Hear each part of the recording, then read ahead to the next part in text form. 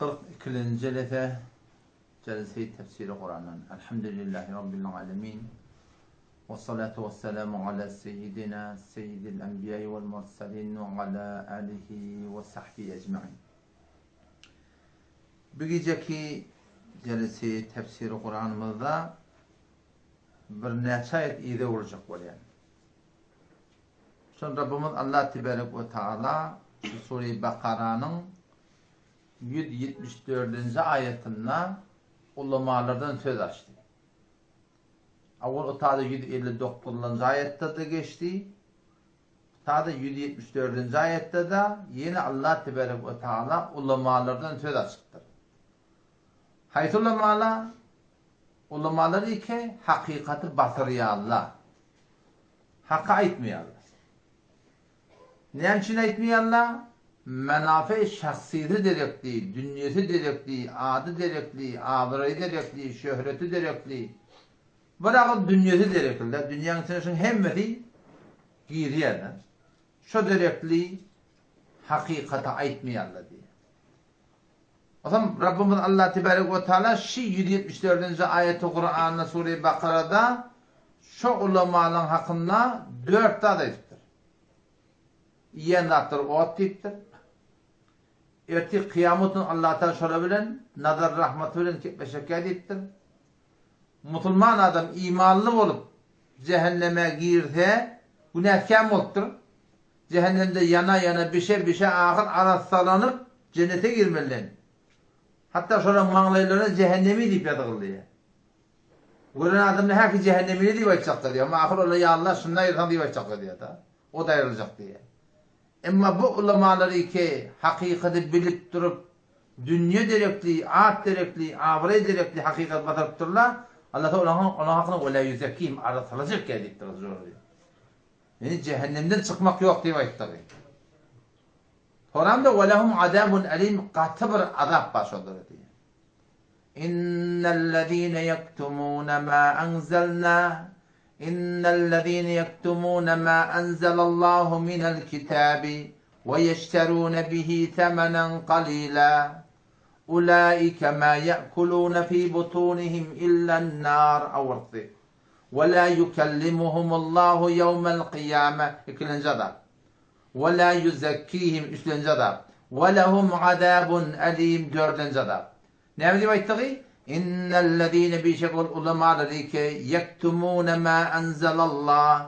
Allah'ın şeriat deyip indirenlerden batırıyor Allah. Fark etmiyor Kur'an ne göre muhun? Fark etmiyor Peygamberimiz aydan muhun. Şun hem de Allah Teala indirenler. İnnellezîne yektumûne bi şekil ulemaları ki batırıyorlar. Ma enzelallahu minel kitab Allah'ın şeriattan kitapta indirenlerden batırıyor Allah. Ne için? Ve yeşterûne bihi temenen qalîle. Şu batırmaklık bilen, hakkı aytmaklık bilen, hakkı belki beylerin aytmaklık bilen, ne mi diyorlar? Ve yeşterûne bihi temenen qalîle. Dünyanı kazanıyorlar diye. O zaman şöyle ne yapalım o zaman? Yağdayları. Ulaike khâşı ulemalar ma ye'kulûne fî butûnihim illennâr. İmeyenler o diyorlar diye. Yani iyi otururlarını o tiptirler. وَلَا يُكَلِّمُهُمُ اللّٰهُ يَوْمَ الْقِيَامَةِ Erti kıyametin Allah Teala şöyle bilen nazar rahmetine ketmeşekke وَلَا يُزَكِّيهِمْ cehenneme düşecekler. Cehenneme düşüp de hiç araslanacak yerler. وَلَهُمْ عَذَابٌ أَلِيمٌ Onlara azabı dertnak var ya Huday Teala. Ulemaların makamı, menzileti, dereceti eğer amel etmeseler şu form yani. Ama amel etseler ne form?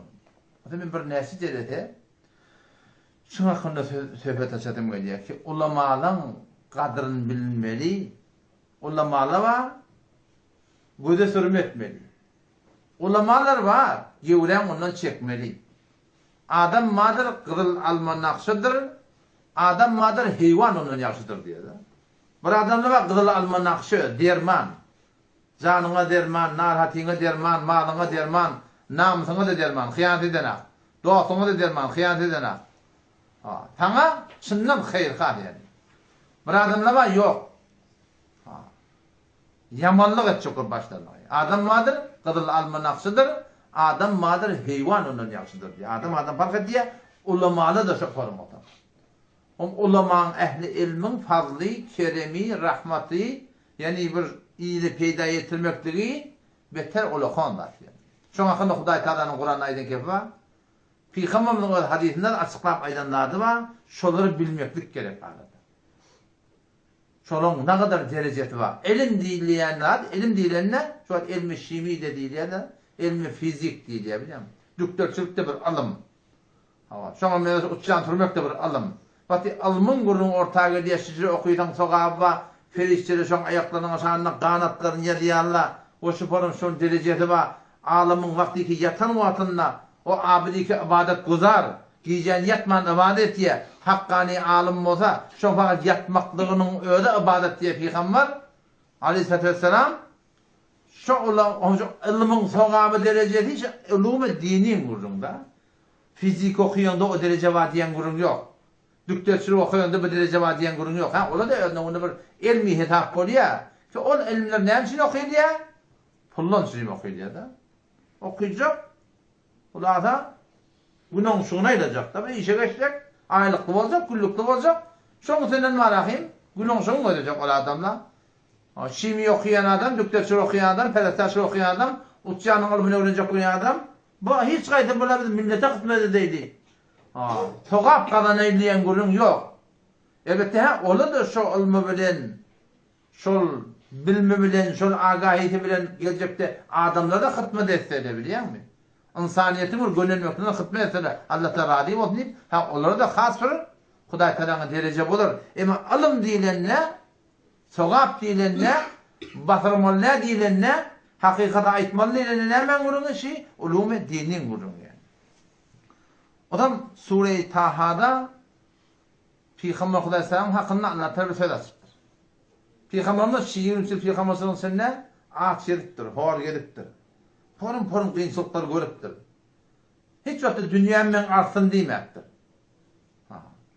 Allahümme ceal Ali Muhammed'i kuten ev kema kal. Ya Allah, ümmeti Muhammed sallallahu aleyhi ve sellem men hanawa adam esel maşgaranın yer içerini bir münasip etdi ya da yani. Yeter yetmedi, yeter bolýar diýen gurunda. Dünýäden hakyna doga etmekdir yani. Başça burada men adamy malym artdyr, mülküm artdyr, ýene bir adam artdyr diýip Peygamber doga eden ýeri ýok. Elbette ilmiň hakyna Allah Taala Peygamberimize öýde sur beripdir, keten mara aýt ki meniň ilmimi artdyr diýip aýtdy. Haýta-haýta gelir Sure-i Taha'da 114-nji aýatda. Feta'alallahu'l melikul haq ve la ta'jal bil Qur'an min qabli en yuqda ileyke vahyu ve kul ey Muhammed'in Musa aýt Rabbi zidni ilma ya Rabbi ilmin ilmin artdyr diýip aýt diýär da. Adam şodan sünnet dualarda var Allahümme inni es'eluke ilmen nafi'a. Ya Allah men senden peýdaly ilim dileýän diýär da. Oşo ilmiň hakynda dua etmekligi ne kadar yani Hudaý Teala'dan ne kadar aziz zat bolmaly, ne kadar tiýlegli zat bolmaly, ilim ne kadar hormatly zat bolmaly, ilim ne kadar derejeli zat bolmaly. Ilim ki Allah Taala bizim öz peýgamberimize hukm edipdi. Ve qur rabbi zidni ilma aýt ey Muhammed Mustafa rabbi zidni ilma ya Rabbi ilmi ilmimi artdyr diýip bilýär. Oşa da erteli akşam dualary, sokgay şamgay dualarda, şu dualarda Allah Taala ilim dilemekdik. Ilim dilemeli, Allah maňa ilim ber. Öz ilmimden ilim ber, öz bilmimden bilim ber, öz hilmimden hilm ber diýip de dua edipdi şu ilmi kazanmaklyga halaldan haramdan şoň uğruna düşmeli. Çünki erti kıyamet günü ilimsizlik odur diýär yani. Men bilmedim, men bilmeýärdim, men bilmeýär şirketdim, men bilmeýär bilgir etdim, men bilmeýär pana etdim, ilimsizlik odur diýär. Şu dünýede odur diýärler. Çarlary çyraklarymyzy goýýarlar, halakem polisaga da du, ana polisaga ýok bolsun, gapdaly bukup duramady. Ona gıdıllama saatda var, yaşıldı göğüde var. Gıdılını geçip gitsen, polis ağa odan tutya nerede geçip gittin? Nerede? Gıdılı koyduk abi de. Taplı gıdıl oldu. Ben bilmiyordum. Bilmeyerlik olur mu? Bilmeyerlik hiçbir dağıtkada olur der. Yani insan olup da var ahim. Gari uğruna çıktan hetmin var ahimden bilmeli olaydın. Nerede bilmeyen adına sen son uğruna çişen değil ya. Nerede başına vardın. Şu daydan kıyametin, erti kıyametin altan yana alımsızlık olur der yani. Şudan Peygamber sallallahu diye talabul ilmi faridatun ala kulli muslimin ve muslimedir. Ilim talep etmekdir ki bir bolya ilmi farz ayn bolya, bir bolya farz kifaya, farz ayn ilim talep etmekdir. Her erkege, her musulmana farz diye. Ama şu atacak giyeceğim ulak giyeceler ne bileyim? Vakt koymalı, öz ilmi fardını da öğrenmeklige. Şimdi biz nama avval başta biz la ilahe illallah Muhammed Resulullah düşünmeklige rahmet çekmeli. Şu düşünen var ahim şu, yenghen aşitiyen kep şu. Beyt ittir tabi. Yani ayet veren o biti. Namaz düşünmeklige rahmet çekmeli. Namaz okuyasın, düşünüp okumak var. Vakt koyması da biliyor musun? O Kur'an düşünmeklige rahmet çekmeli. Artık tercüme Kur'an mı? Şu Kur'an açıklap ediptirler. Şu dağıtları düşünmeklige rahmet çekmeli. Çünkü şu dağıtların uğruna bulmak bizim boyunda farz. Namaz okumak farz değil mi? Namaz düşünmek okumak da bizim boyunda borçlar. Şu tarzın. O zaman Allah Tebarek ve Teala Kur'an'na ehli ilmi başlık ediptir. Şu vaktinden tarih İslam'da öğrendiğinde ummata baş olup kafirlerin önüne karşı duran adamla umumi sorusunda ulamalar. Şu İngilizce de var, Hindistan'dan çıkaran ulama-i ehl-i sünnet Hanefi mezhep şoları. Tarih İslam'da Moğolların önüne duran İbn Teymiye rahimehullah Cengiz Han'la cemaatlerine uğraşıp şikayet veren ulamalar şoları. Başlıkla var şoların ulamalar. Şu ne bileyim, hakikat alım adamda olsa adam gayratlı oluyor. Alım senin hakiki var olsa gayratlı oluyor. İnerken Sure-i Bakara'dan Allah Tebarek ve Teala Talut Aleyhisselam'ın dastanını getiriyor. Calut bilen uğraşma oluyorlar. O şu zamanın şol peygamberlerinden şöyle bir başlık gerek diyorlar da. Başlık gerek diyorlar. Başlık olsa kim olmalı? Allah Tebarek ve Teala şu zaman peygamberlerinden ayetiyle Talut olmalı. Ne yapın Talut olmalı diyorlar orada. Onun mali yok, mülkü yok, zatı yok diyorlar. Onda peygamber cevap veriyor ki şeyle. Ola Huday Teala intikam edildi. O sonra da şunu Huday Tebarek ve Teala alım verildi ya. Alım taydan beden kuvvet taydan sonra güçlük verildi ya. Şu alımı sebep oldu bir sebep biri ki şunun ne mi başlık bulmak onu. Ve qala lehum nebiyyuhum şu zamanın peygamberleri başlık gerekli ne mi? Calut'un önünde durmana. İnnallaha kad ba'ata lekum Talut'a melika. Allah Tebarek ve Teala de şu Talut'u ne etti? Padişah diye sizin için başlanın diye. İradan ya Allah'ım iradan ya Allah. Qalu anna yakunu lehul mulk ve lem yu'te sa'aten minel mal. Bayda kim deyiptirler. Sen ulakon cemaat takacak olan, deşke takacak olan ne gerek? Mal gerek. Mulk gerek. Harz etme o hem böyle şey değil mi? Onu peygamber ne mi diye onu şeyde. Hava kâle innallâhe istafâhu. Allah Teala intikam eden o hem şunu Huday'da ne verdi diye. Ve zâdehu fil ilmi vel cisim diye. Alım taydan sonra artık maçta var. Yani bir cemaati ki cemaat olsa, İslami cemaat olacak olsa, şu tarzda alım bulmasa, onu evet diye takvanı ihtiyar etmeyenler cemaat şikayeti biliyor musun? Haydi bir cemaati takva bilen olsa, leşkerine de adı bilmem, şöyle mi böyle biliyor musun? Şu suratında, şöyle Huday'da piruz etti. Çünkü Allah Teala mededi, nütüdü ne bilen? Takva bilen. Takva niye tavırıyor? Hakiki alım bağlısı tavırıyor. Halal harami, saygılayan bağlısı tavırıyor. Yoksa alım tavırmıyor. Ve yine alımın faziletinde Kur'an'da Allah Tebarek ve Teala öz adı bilen bile ulamaların adını getirtir. Ne mi hakkında? Tevhidin hakkında. Ki Allah Teala'nın öz şahitçilik veriyor, Allah'tan başka mabudi yok. Feriştelere de şahitçilik veriyor, Allah Teala sahibane ilimliktir. Şehidallahu ennehu la ilahe illa huve vel melaiketu ve ulul ilmi qaimen bil qist. La ilahe illa huvel azizul hakim. Şehidallahu Allah Teala şahitçilik veriyor. Ne demek? Ennehu la ilahe illahu. Şu Allah'tan başka layık ibadet yok, layık itaat yok. Başka kim şahitçilik veriyor Allah Teala başka mabut yok onu? Vel melaiketu feriştelerde ve ulul ilmi sahibane ilim diye. Yani bu ulamalar iki hakkani olsa hakkani ulamalar tevhid düşünüyorlar. Hem de akşam Allah'ın ilimlerine şola hakiki delil çıkan düşünüyorlar. Tevhidi düşünen adamla hakikatte var ahim ne mi? Şöyle sahibane ilmi şöyle. Yani tevhid dediğini falan bir Allah'a takılmak mı değil mi da? Tevhid diyenler bir Allah'a öyle bol mutlaka değil diyorlar. Tevhid anas ki ura yegane dani. Şu Allah'ı ki la ilahe illahu şunda mesela ibadet yok. El hayy, diri, el kayyum. Alem cihan taklap durun. La te'hudu sine imrik mütlük yok. ولا نوبوق نمقلق يوق ما اتخذ صاحب هدينانة يوق ولا ولد أولون جو يوق يطعم آلن جهن إدر ترنجل ولا يطعم أذي إدر مياه ولا يطعم أذي إيمياه ما اتخذ لا شريك له شريك يوق شاء الله جل جلاله فقط توحيد diyen şoňa şoň bir bilmeklik diýdi. Belki şoňa bolmaklygy diýdi. Tawhid anas ki ora yegane dani ama tawhid heýgine mi? Anas ki ora yegane baş diýdi. Biz şu Türkmen ilaramızda ba tawhid diýip berýär. Kur'anyň ayeti bir ayeta şu ayetin bir çetini alýarlar. Şoňa aýyp tutapdyrlar tawhidçi diýip. Ýerinde okuýdy. Ve izâ sa'alaka ibâdî ey Muhammed Mustafa eğer benim benlerimin Allah'tan sorsalar ve izâ sâleke ibâdî fe inni qarîb Allah men yakindi. Ucibu da'veted da'i izâ da'ani çağırğuzu çağıranna men şu benlemi icabet etdiyen işin doğrulayan diye. Şakirçe okuyarlar öyle. Hudaýdan o men yakindipdir diye da. Maňa ýalbarsa men kabul etjekdir diye. İzinde näme diye. O da Allah Teala ucibu diýdi. Men jogap berýän diye. Men senin işini doğrulayan diye, men senin uğruna gittiyen nime ayttığı. Peki ne dedim? فَلْيَسْتَجِيبُوا لِي dedim ama icabet edin daha diye. Ojibo فَلْيَسْتَجِيبُوا لِي şimdi bilemeyeceğim. Ojibo فَلْيَسْتَجِيبُوا لِي men cevap veren ya Hudaý Teala. Men senin işini doğrulayan, melini şafa veren, belgini doğrulayan, kıyısını doğrulayan, hem bana yalvarayan, men hem arkan olayan. Sen ne demek? فَلْيَسْتَجِيبُوا لِي men Allah'a icabet edin diye. Tevhid diyenler şey. فَدُعُوا اللّٰهَ مُخْلِس۪ينَ لَهُ الدِّينَ فَدُعُوا اللّٰهَ Allah tanımını ettir diye de. İştahın tutuyor Allah'a. İyiydi ne yapalım? İyiydi okuyacağım.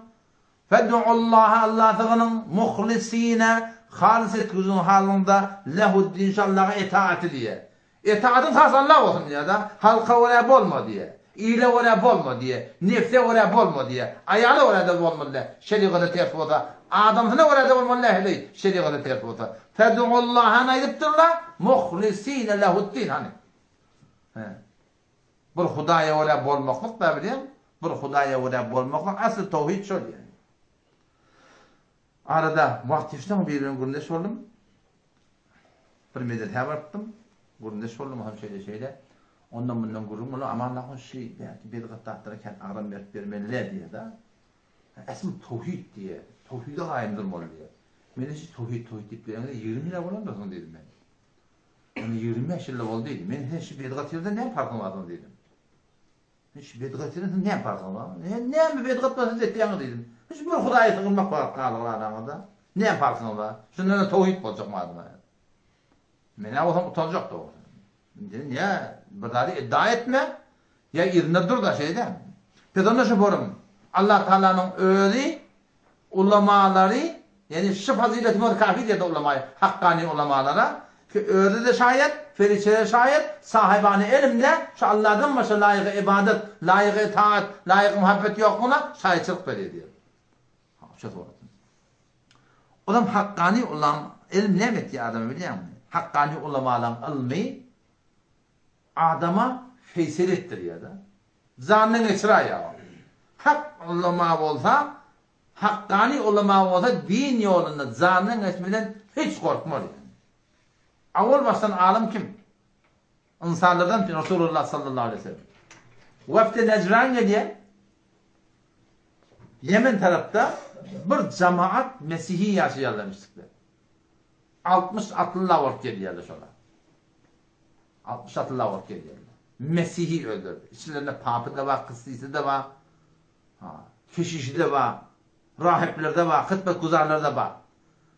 Başlıklarının, paplarının adı Haris bin Alkame diye. O geliyenler 60 atlı olup niye geliyor? Peygamber'i görecektik geliyenler. Zahiren gurur görecektik geliyenler. Hak bolsa zahiren kabul edecektik geliyenler. Şu ahırda Peygamber'i görüldük geliyenler.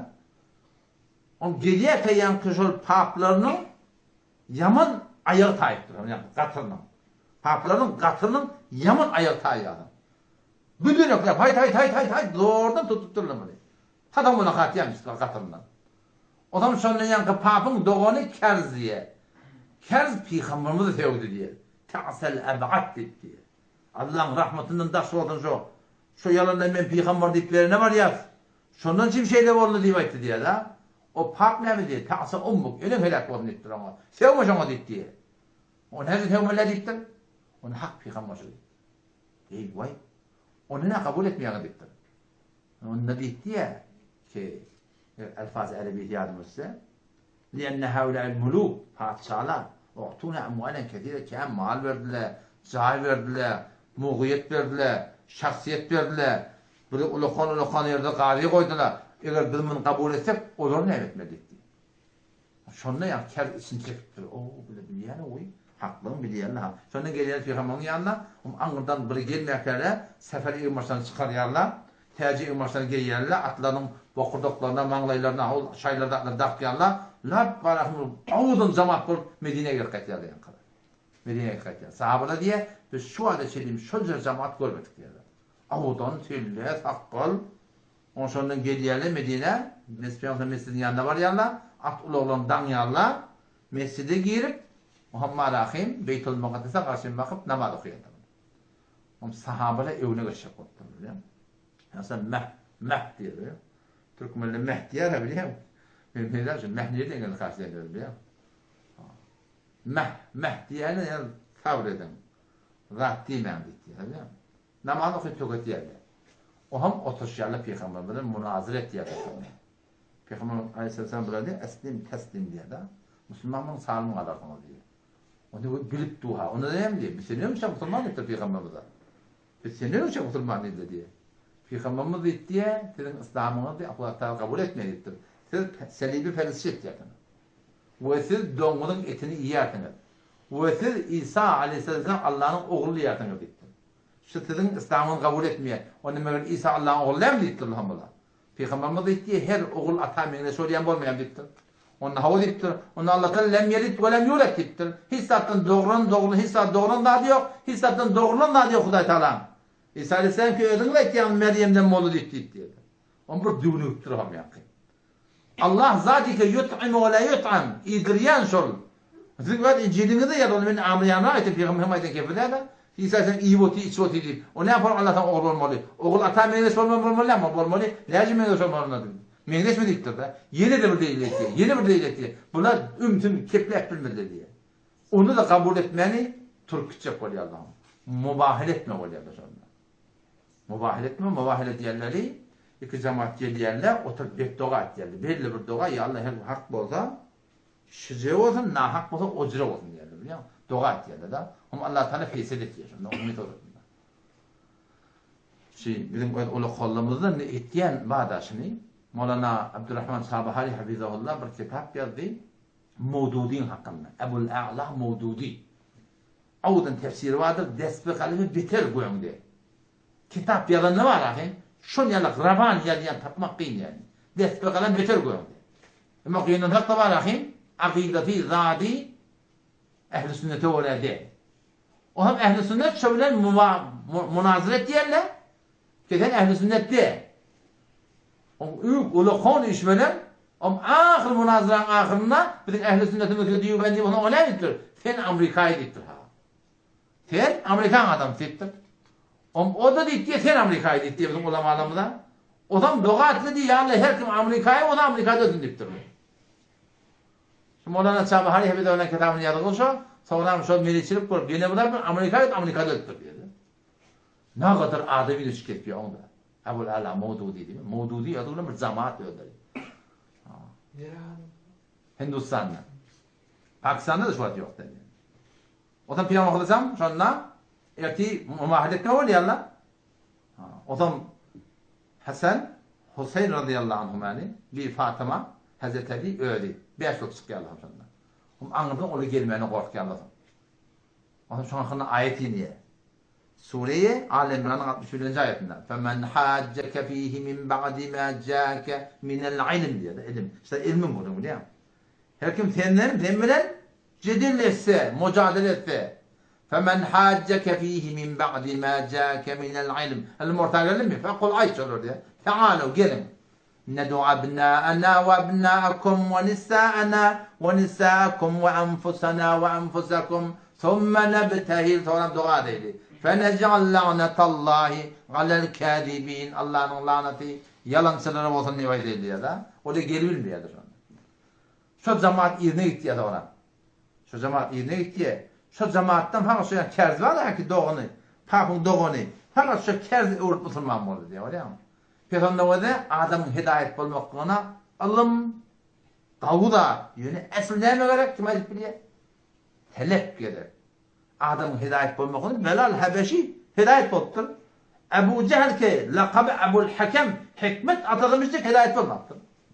Adamın hidayet bulmakına için ne derken? Telep gerek. Ya Allah mene kalasa adam o burdak diye, bu burdak diye, ya Allah her kim burdak diye. Mene ortada kala ya Allah hidayet et. Hakkı hidayet et. Hakkani ulamaları hidayet et. Hak yol yalaman koyuk et.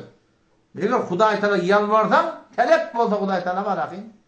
Hepin Huday Teala'dan hidayet edilir. Bir de telep gerek, bir de edep de gerek yani biliyor musun? Telep de gerek, edep de gerek yani. Ebu Talib'de edep vardı da biliyor musun? Edep. Peygamber'e ne kömür etti ya. Ama telep yokmuş yani. Telep yokmuş yani. Ama Ebu Cehil'le telep varmış, edep yokmuş yani. Ebu Cehil Otbe yine de biri Peygamber Aleyhisselam Mekke'nin kaptanında durup var Kur'an okuyanlar. Burada da çok Kur'an işitmeyene var ya Allah. Telep baş ne mi diye şey, şuna diye ne mi şey. O zaman bariyarlı ilk akşam bırak şu Kur'an olur divan ettir ha.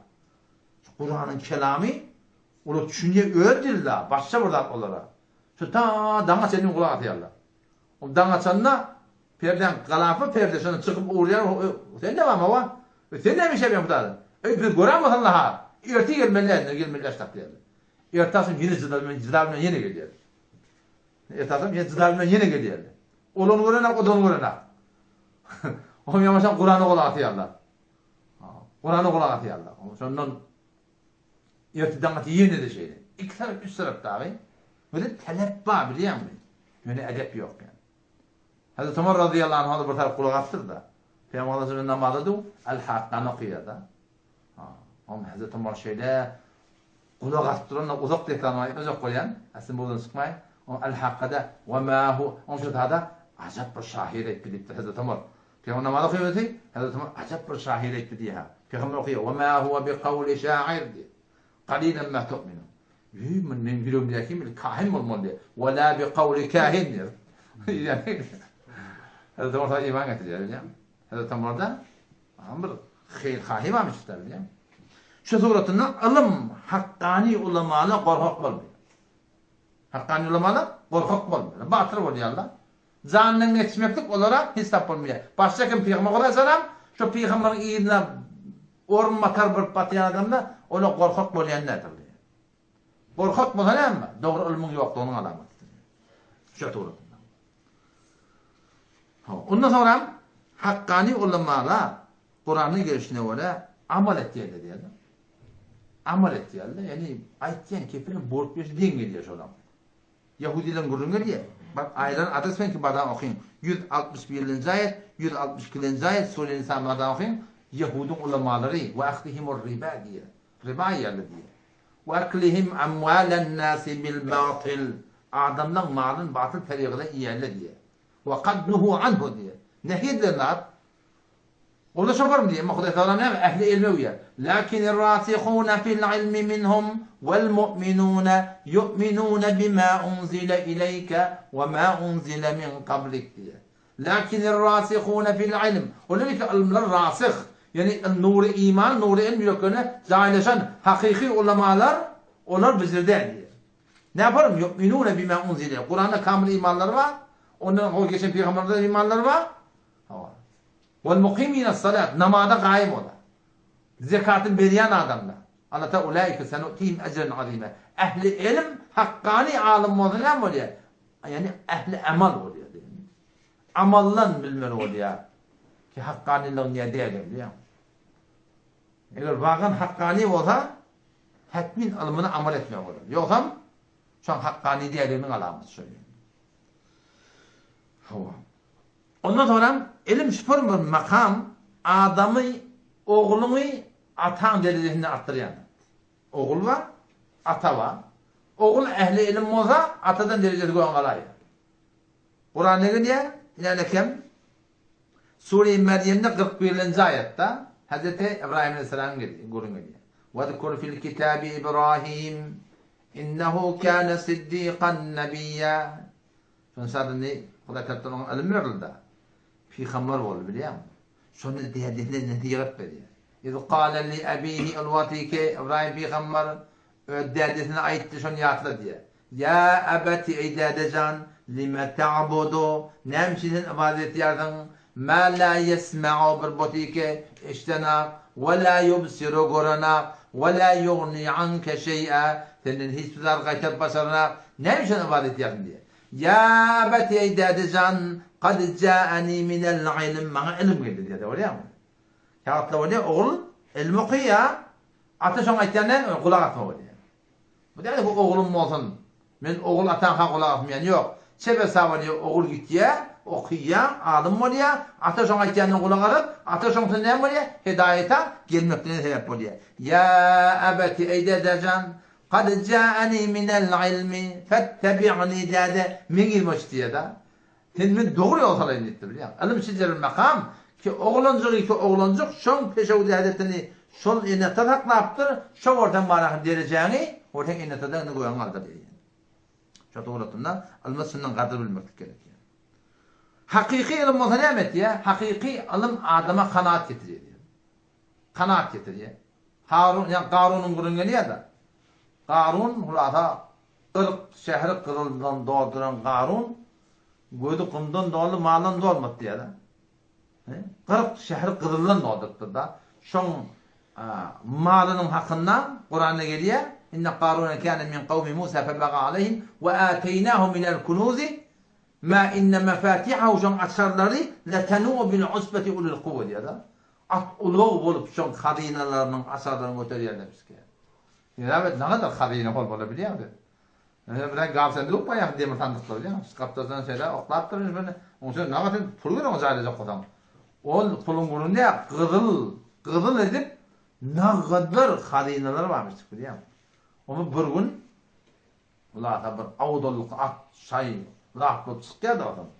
Meydana çıkıyor. Ne kadar da götürdü ulan. En şu avdan başı verip yerinden evinden adamla geliyor. Baydan bay adamla he. Sonra alımı yok adamlar, dünya ginde geliyor adamlar. فَقَالَ جَعَلَى قَوْمِهِ فِي زِينَتِهِ قَالَ الَّذ۪ينَ يُرِيدُونَ الْحَيَاةَ الدُّنْيَا. Dünyanın mekanı ginde getiren adamlar ayıtılır diyor da. Yani dünyanın olsun getiren adamlar. Ahiretken yakini yok ya, imanı yok yani. Ya leyte lena mitle ma utiye Karun innehu ledu hazzin azim. Şu Karun'un kıyarak biri de verirse de ay gönlüne şu diye bekledi diye. Ama Kuda Teala diye. Ve kâlellezîne utul ilm. Oradaki ilim verildi diye. Veylekum, vay sizin halınız. Tevabullahi hayrun limen amene ve amile saliha. Allah'ın verecek dereceleri o dünyada, o belki şu dünyada Kuda Teala ne kadar dereceler veriyor. Bu dünya malından beter kavud etti. Kim ayet ya ve kâlellezîne utul ilm. Ola demek ki yüreğine ilim bağı olsa hepin ahirlikte şun yüreğine kanaat geliyor. Ne hemen ilmi? Ahiretin ilmi. Peygamber şunu taraftar orada. Ya Resulullah men ekyesun nas ve ahzamun nas. Ya Resulullah akıllı adam kim dedi ya da. Yani ilimli adam, bilimli adam, düşünümlü adam. Kim ya Resulullah diyorlar. Onu üstade ettiler şunu. Üstade etti ya Muhammed Efendi. Et-tecafi an darul gurur. Yevletini dünyadan kenara çekken. Aylamtı öyle lan boruya kanaat etti ya da. Vel inabetu ila daril hulud. Kaygıda ahireti.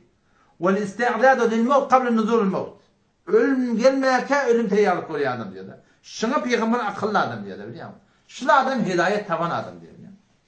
Ya yine hem de şu bizim Türkmenlerin yaşayışı ne var biliyor musun?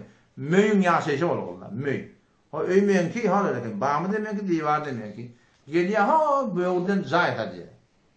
O da kelev otuyor adam. Bir tane kişiye munda oluyor. Hefele kişiye munda oluyor.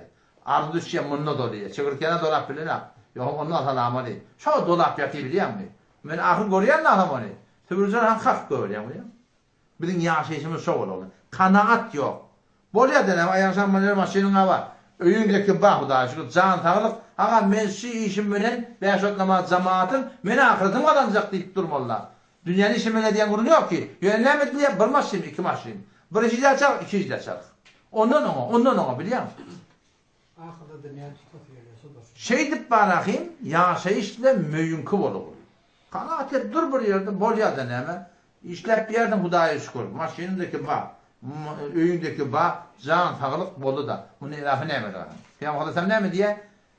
Her kimin diye minleri ayağına olsa diye. O zaman giyimli üyü olsa diye. O zaman Davud denazı olsa diye seninle padişahımı padişah deyip de benim. Padişah. He? Yağmurun de. Şu üstad bu deyiptir. Seninle deyiptir padişahımı padişah deyiptir. Şu taydan kanaat etmek gerek biliyor musun? وَقَالَ لَوْتُلَانِ وَيْلَكُمْ تَوَابُ اللّٰهِ خَيْرٌ لِمَنْ آمَنَ وَعَمِلَ صَالِحًا. Gıyır yani ne etki etmeyen dünya değil. Kime kaldı? Han Karun şu var. Han Karun şu var. O şey suratında 11. ayet Sure-i Hucurat'ta Allah Teala ehli ilmi tilik etmekinin hakkında getiriyor. Ya eyyühellezine amenu ey iman getiren adamlar. Ya eyyühellezine amenu ey iman getiren adamlar. İzâ qîle lekum tefessahu fil mecalisi. Otuyorsun şöyle, afından bir hile olmadı adam geliyor. Tefessahu, giygrek oturun. Cahilestırın diye yani. Ama Allah'tan cahilestırın şu tabi diye. Yefsahillahu lekum, Allah'tan giymişlik verdi. Cennette makamını arttıracak diye. Ve izâ qîlen şuzu, turun diyor ayetler diye, fen şuzu turun diye de.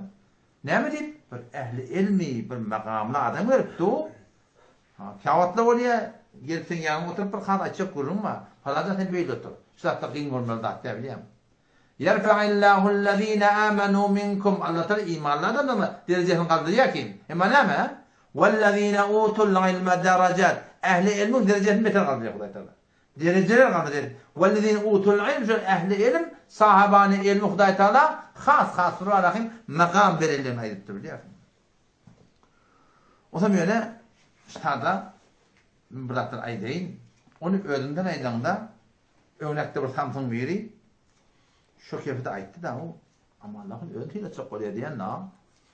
Ceresinde bir ihtiram yetiyorlar, bazen bir hürmet yetiyorlar, bazen o men tavsiye etme şeyler olmadı. Kur'an şeriftir, Peygamber şeriftir, hadis şeriftir diyen de o Samsun ne diyen öğretiyle çok oluyor. Men öğretiyle çok oluyor ama hakkani bildiğin ulema her kim olsun, her yerde olsun çemen var ki her kim olsun şunu sihirlemek bize borç yani. Kim ayettir? Peygamber etti. Şimdi bilemez ya. Yani ehli ilmi sihirlemeklik Peygamberimiz sırahatına etinem diyor. İnne min iclalillahi teala Allah Teala'nın ullamaklık deyiptir da. Allah Teala ullamaklığı ama ikram ede şibetel muslim. Yaşlı adam. Aktakkal hakka yaşlı oluptur. Şuna sihirle hürmet etmeklik Allah Teala sihirle hürmet etmek deyiptir da. Başka kim ya Resulullah? Ve hamilul Kur'an deyiptir. Hafız-ı Kur'an, hamid-i Kur'an şöyle ki var akım gayril galifi diye velel cafi. Yani ziyadevisi yok, kutayisi yok. Başardığında öyle toğulanışıp gelen ulamalar var. Şolar deyiptir. Silemaklık, Allah'tan silemaklık deyip. Başka kim? Ve ikram-ı sultan-ı muhsin. Bir padişah-ı adil olsun. Şolar silemaklık, Allah'tan silemaklık. Ama çok koyun zaten var. Bir de bir ulukon borç yani. İlerken şöyle Fezai-i Amaşı 670. seferinde Cemaat Tebliğ kitabında mahsus bab bağlattır. İhtiram ulema diye. Menzur ez metalebi bab muteveccihkerle Müslümin bir ek emre khas esiptir. Khas bir tavsiyecek koyan. Ve an inki delin zaman der hakkı ulema ne tenha betkumayı metteveccih mi şeber belki bir sureti umumi mukabele ve tahkir mi şeber. Yani ulemalar var. Aslında tahkir ediliyor diye. Betkumayı ile kadar görün diye. İn emre ez hazine besiyel hatamnak esiptir. Şimdi bir katı hatamnak da ettir da. İnşallah neticesinde gurum gören ehli beydatın ulemalarını bilemedi. Bizim gurumun hakkani ulemalarının gurumda. Sen her bir yerde alimi koyuyordan hakka ihtiya, vakıf hakka orada düşündün mü? Şuna ihtiram bizim bize vacip yani. Tada ihtiya da hakka oteleki her yerde var diye da. Oteleki her yerde var diye. Yöne diye falanın adresini yamanlattırdı. Ta ki burada attıydı mı? Qarar ay o botu elçekleri deyip aytma diye da. Çünkü Peygamberimiz diye, işte şu gurun getirdi da. Peygamber Huda selam diye Yahudilerden burada eşlenir, alakan reddetmeyen gittir. Kafir ha. Tevrat'tan ait ya, İncil'den ait ya. Peygamberimiz gitti de şöyle burada aydanına alakan reddetmeyen gittir. Ne mi diyeyim? Şunu şahit aytlayan gibi Kur'an'a muvafık olsun. Şahidin ters olsun. Belli derler. Belli olmadıklarının hakkında tarafın kafir de olsa şunun hakkında var lakin Yani alakanı elçeksen onun dinlerden.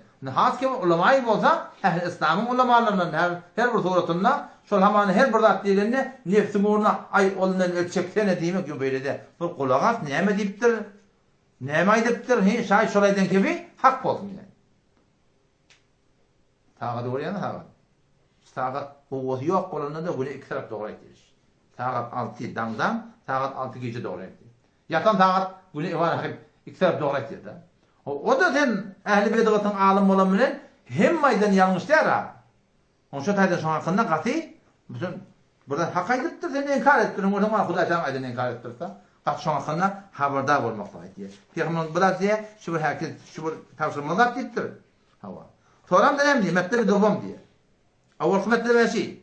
Gawteleke her ýerde bar diýe da. Bir tereke bilen bilen ahlak bilen bilen diýe, Allah hem inkar etmeliler diýe. Kürezene diye Peygamber hadisini getiriyor. Aqilu zevul hayati asaratim ila al-hudud diyor.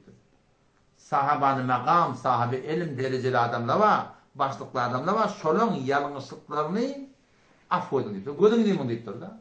Şu nedir? Masum peygamberler da. Sen hakkani ulema bolanın mı? Her nerede bolanın yanlışlık adam yok yani. Her kimde yanlışlık boluyor. Her kimde bir hatayı var. Her kim muradlı yani. Peygamberden başka hatalı adam var. Peygamber bolup hata ijtihadi edipdir. Doğru mu kadipdir, doğru demiştik yani. Peygamber hata edipdir. Hata ijtihadi, onku günah yöne. Günah der. Ama ahum vallahi hakkani bolan bilen ola günah etmeliler diyen hata bolýar diýem. Hata bolýar, oşa taýdan şu diýe, şoňa kadar habardar bolmaly. Peygamberin tavsiýelerinden näme? Sahabany makam, sahabany derece, başlıklar, ulemalar ki hakkani bolsun, şolan böyle şeyler yanlışlıklarını ya ne aqilu diye. Yani mahvedin diýipdir da. İnsanlar bolýanda dono takçalyk şeylepde şu toğrutunda awrayın jökmellerden yani. Men gördüm yani şu aşynä şey tecrübemde şu ustadın ýygynyň keplep orada o näçe bir näçe şoň ýygynyň selbi tawfik bolýar adam. Bir hepsi görünmüyor, ona görünmüyor, onda ne görünmüyor ya. Aşağı habardar bolmaly. Tabii benim Peygamber'in hadisini getireceğiz adam. Leyse min ümmeti dedi Peygamber. Ne ümmetimden ne diye? Kim? Men lem yubeccil kebirena. Bizim yaşlılarımızı yılamasa deyip. Ve yerham sagirena. Yaş kişilere rahmet ediptir. Ve yagrif alimena. Ullama alamının kadrını bilme ediptir. Bizim leyse min ümmetimden ne dedi Peygamber? O bir hadise gördüğü. Peygamber diye telâsun la yestekıfu bihim illa munafikun dedi. 3 kişi var. Şoňa munafıkdan başga adam ihanet etmer, dil yetirmer diýipdir. Awwalky näme? Duşşeybeti fil İslam. İslamda musulmançylyk taqqana agadypdyr. O namaz dehret bilen taqqana agadypdyr. Şoňa dil yetirip, şonu basmyrlap, şonu tahqir edip etýän adam şu munafıkdan başga hiç kim edýär diýipdir. Ve zul ilm sahabe ilma ve imamun muqsid adil padşahlyktır diýär. O da şu taýdama çok bolýanym, şulardan hakyny gaty habardar bolmakda Peygamberin hadisine aýtdy. Menen ummatymdan etdir hem zatdan mesela üstatdan gorkan diýdi. Ummatymdan etdir hem zatdan üstatdan gorkan. Awakda näme dünýä şeýle bir giňişlik bolsun, kese dünýäden çe musabaga berelim hadi gorkan diýdi. Geçen gün dünýäden çe musabaga ýarış goýurlar diýär. Ar kim almaly? Ýa falany şeýle bilnäme. Şaý Hudaý demokratlarda şoňa ýapdyr. Taýdan garip etmek bolamaz diýär. İkincisi näme? İkincisi ki Kur'an okumak sizlere am bolsun etdir. Her kim Kur'an'ın hakkında nazar vermeni adet edipdir da. Keşun kunşa da bol bilýär. Kur'an Allah Teala'nın kelami. Men hafızı Kur'an bolup, ahum bolup takassus okuyup men zöret edemem. Kur'an'ın raýymy birdat diýmeni bilýärmi? Şunda Hudaý Teala'nın kelamında. Mahtum Muşahir'in kitabı diýär o. Ay birdat diýen meselen beýlet bolup bolamaz diýär. Ýok, harf var, kelime o kelime. Aya baya hemmesini tefsir edip veripdirler. Şonun çıkmanı hakkı yok. Peygamber näme diýär? Men fesserul Kur'an'ı bir ra'yi fakat kafir edipdir. Her kim Kur'an'ı öz ra'yını tefsir etse kafir diýipdir ýa-ni. Kafir diýip Hudaý hakkında. Gaty hakkında Allah'tan gorkmaly yani. Üçüncü gorkyan adam näme? O da diýipdir ki hukuk ve ihtiram ulema ra'yede şebet ve banaha bi teveccühi reftar şebet diýär da. Hakkani ulemaların hukuku var. Şun almatan da den ejip burada da resmi karata para toylanda şonaga filan ustadyny. Mekanlik ustasıyla ya. Doktor men doktorum bilmeýän danışga demen manahym falanymdy. onu tiylaliya, şeyden, tiylamayan. Tiylalayan. Haydi buradan başlığın tiylaliya, ulama gerek kanı bir ne tiylamalar? Hakkani ulamalar tiylamaklık, bir de ulaqamır borç. Peygamberin korkuyan adam birine mi? Hukuk ve ihtiram ulama raayetli şeber ve abağına bir teveccüh diye reftar şebet deyipti biliyor musun? Tefsirden de burada okuyup vereyim. Yeni rahat gördü. Peygamber Aleyhisselam diye bir tabi Hazreti Ebu Derda'nı gördü diye Sıddık radıyallahu anh evinin yürüyüp var ya. Hazreti Ebu Derda da sahaba, Hazreti Sıddık da sahaba. Hazreti Ebu Derda Hazreti Sıddık'ın evinin yürüyüp var ya. Peygamber Aleyhisselam deyip diye beyt mi deyip diyor. O bir ademi ki dünya hakkında da kendini evde, ahiretin hakkında da kendini evde, yaşanı evden yürüyen deyip diye. Günnit diye peygamberlerden tavram, Sıddık'tan başka adama, şundan kava adama doğmat diye da. Peygamberlerden tavram, en ki uluqam makam, ummatta kiminki? İnsaniyette kiminki? Sıddık'ınki. Bir ademi giden dünyada da senden evde deyiptir, ahirette de senden evde, sen şundan ne senden evcek yürüyen diye da. Şizire, fiili o hürmet etmek gerek yani. Tavram, ta da getiriyor. Aziyet-i muktedai dini, Ustad-ı Murşid çına masiyetiz ki, az an in kadar esas mi şevet ki, tevfik serp gerdet diye da. Ustadın mı, murşidin mi? Ulan zaten başlığın din diyanatta. Şuna hediyet vermeklik, şu diye tevep oluyor diye ne mi? Şu hatar var ki serbi tevfik bulundur. Bazı ulema fermudan ki eğer kisi nispet bu ustad-ı murşidin bir edebi ustad kulat, mucibe sen de tevfik azmeyim şevet. Bunu tevfik alıyor ve belakare besebi imam yani. Ahirde imanı gidiyor diye da. Hazreti İmam Ebu Yusuf rahmetullahi meclisinde, İmam Ebu Yusuf rahmetullahi aleyhin meclisinde biri Ebu Yusuf rahmetullahi aleyhin böğrü olmalı. Şu böğrü kıymak doğru mu deyiptir da. Bu hanım ihanet yüzünden deyiptir da. Sonra o der da. Bu hanım şunu xaracak olayan ha. Sonra Ebu Yusuf rahmetullahi aleyhin şunun durum qahar geliptir da. Eğer sen şimdi yaxşı niyetinden bulanmadan sen affolsun Allah Teala diyen bunu aytı. Yok, eğer yüreğinde kastı karalı olsa sen kafir geçedin deyiptir şuna. Ahir kafir geçiptir diye şu adam. Ya Allah Teala iki nefere eğlenmeyecek dedi la. Veya Kur'an'la. Kim? Akilo riba. Ribaiye. Vam. Derset. Persen çektiye. Huday Teala fe'lenu biharbin minallahi ve Resulü. Allah Resulü cegine amada ol deyiptir. O bir kim? Men ada veliyen. Şun huday deyip veren adamın gevunne diyelim fark etmiyor. Karısı olsun, çoban olsun, ahum olsun, her kim olsun belli değil. Her tataşanını hıdır bilin, her gecenin kadır bilin. Ne bilin kimliğini? Şöyle gedav olsun, muhtar çok gedav edip olsun, Allah'ın yanı mekbul olsun yani. Hatta ulamalı, hakkani ulamalı olsa, ştada şolun gevunne değmeklik, Allah'ın doğrusu o da bolatı var akım, ştada eylem edeceğim, şunu iyiliği, kava, akıl var mı yani. Elbette, ehli bedgatın ulamaların hakkını inşallah dedip olsa, kıfta etip vereyim. Çünkü Peygamberimiz deyiptir da, men vakkara sahibi bid'atin, fekad a'ane ala haddil İslam. O kema kâle sallallahu aleyhi ve sellem. Her kim ehli bedgatı teyit etti, vakkara diye yani, eyyedi diye, teyit etti diye da, dinin İslam'ı yıkmakla o kema Kur'an'da bittir. Peygamberimiz şekebinin hakkında ne kadar sahabalar, ne kadar ulukada keptere ettirler. İnke valahim, selamun aleyküm ve aleykümselam. Her kim olsun fark etmiyor. Her tip ulema olsun. Her defa Müslüman olsun biliyor musun? Şu adı Müslüman olsun selamı koyulma. Emma şu adı Müslüman, ahum olsun, moğlu olsun, karası olsun. Şolun bolup verişi bilen bir forum var koşulup da, turuşup da, şolun bolup verişini teyit etmektir. Şun Peygamberimiz ne deyiptir da? Men vakkara sahibi bedgatın. Şu ehli bedgatı teyit etmektir. Her bir turda kep bilen, amal bilen, koşulmakla bilen, din İslam'ı yıkmakla kömek veren adam diyor. Vallahi şu mescidlerde namaz okuyordun nasıl biliyor musun? Ne mi deyip şu zımada okuyacak mı? Rahat yok. Dört rekat sünnetini okuyacak, üç rekat tehilmesini, sünnet halvatını okuyacak. Rahat okuydu rahat sağda.